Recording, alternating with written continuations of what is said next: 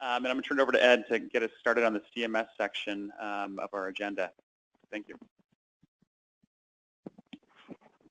Well, Stacy, just so you know, and because of you, I gave a double dose twice since then, and I plan on going back tomorrow. So I'm contributing on behalf of Travis.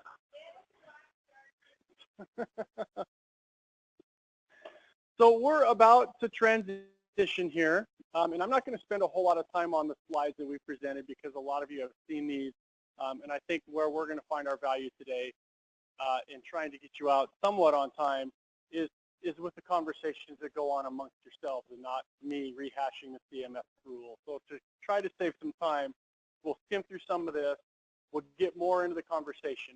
I know some of you have to leave, so feel free to do that. You have conflicts in your schedules, but it's kind of our transition period here to the CMS work group. Once we get to that point, those of you on GoTo, we're not able, because of technology limitations, to allow you to participate in the work group conversations. So we'll have to transition and disconnect at that point.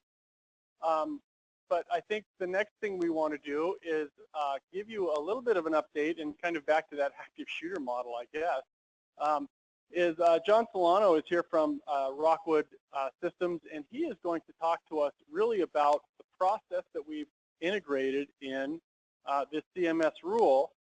And I'm not sure if there's really, I can get to it. There's 17 discipline provider types in the CMS rule that we've all talked about.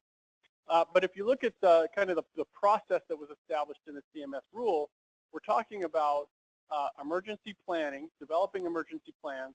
We're talking about developing policy and procedures that support the plan.